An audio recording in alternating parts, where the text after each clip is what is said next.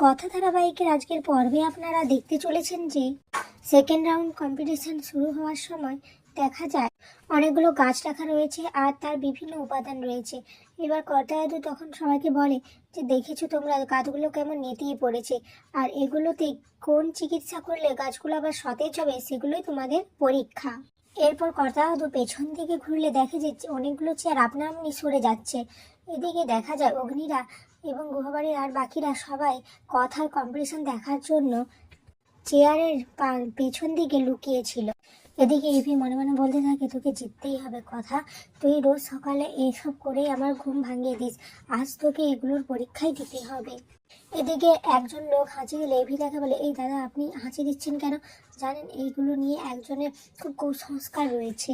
ছোটকা তখন বলে বাবা এভি তুই তো দেখছি এখন কথার মতো হয়ে গেছিস, তোদের যা মিল এখন এখন এভি কথার মতো কথা বলে আর কথা এভির মতো কথা বলে। এদিকে ম্যান্ডি তো কিছুই বুঝতে পারছে না, সে কথার নোটসগুলো মনে করার চেষ্টা করতে থাকে যে তাতে কি লেখা ছিল। সে কিছুই মনে করতে না পেরে গাছের গোড়ায় চায়ের পাতা দিয়ে দিয়েছে। আর এদিকে যারা গাছে সার ব্যবহার করেছে রাসায়নিক তাদেরকে ডিসকোয়ালিফাই করা হয়েছে, কারণ মৃত্তিকা উৎসবে রাসায়নিক কোনো কিছুর পুরস্কার নেই। এরপর মান্ডবীকে জিজ্ঞেস করা হলে যে সে কেন চায়ের পাতা দিয়েছে, তখন সে বলে আসলে এখানে জলের পরিমাণটা খুব বেশি হয়ে গেছিলো, তাই ফার্টিলাইজেশনের জন্য আমি চায়ের পাতা দিয়ে দিয়েছি। কথা এটা শুনে মনে মনে ভাবতে থাকে শুধুমাত্র নোটস চুরি করলেই আসল জ্ঞানটা পাওয়া যায় না। এরপর কথাকে জিজ্ঞেস করা হলে কথা বলে এর মধ্যে আমি একটা ফুটো করে দিয়েছি, এর ফলে জলটা ঝরে যাবে আর কিছুদিন রোদে রেখে দিলে গাছটা আগের মতো সতেজ হয়ে যাবে। এসব দেখে জাজেসরা তো খুব খুশি হয়ে যায়, তারা ব্রিলিয়েন্ট বলে ওঠে।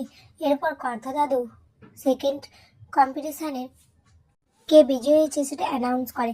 এরপর স্টেলাই বিজয়ী হয়েছে। তারপর স্টেলার কাছে যেয়ে বলে তোমার মতো আমার বাড়িতে আমার বড় নাথ বউয়ের এই গাছগাছালি সম্পর্কে খুব জ্ঞান। এরপর কথা লুকিয়ে কর্তা দাদুর আশীর্বাদ নিয়ে নেয়। এদিকে কর্তা দাদু দেখে যে উনি যখন আসছিলেন তখন অনেকজন যেন সরে যাচ্ছে। এরপর কথা দাদু ওখান থেকে চলে গেলে এভি কথাকে জড়িয়ে ধরে।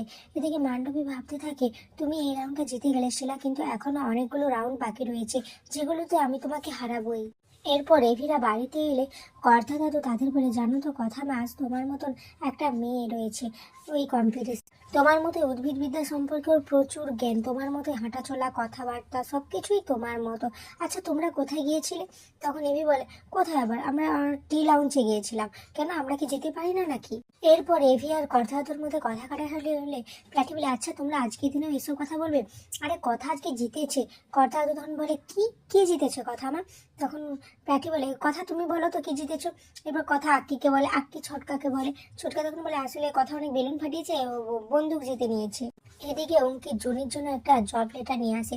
জুনি বলে কিন্তু এসব কি করে হলো, আমি তো কিছু করিনি। তখন অঙ্কিত বলে আসলে আপনি সেই বদ্রিখালি সম্পর্কে লিখেছিলেন না, এরপর ওনারা আমাকে আপনার বায়োডাটা সাবমিট করতে বলেছে, আমি শুধু সাবমিটটাই করে দিয়েছি।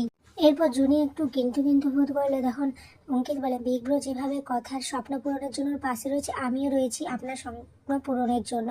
এটা শুনে জুনি অঙ্কিতকে জড়িয়ে ধরে। আগামী পর্বে দেখা যায় মৃত্তিকা কম্পিটিশনে কথা বিজয়ী হয় আর সে সবাই সামনে নিজের আসল পরিচয়ে চলে এসে বলে আমি এই পুরস্কারটা আমি আমার আসল পরিচয় পেতে চাই। এখানে আজকের পর্বটি শেষ হয়েছে।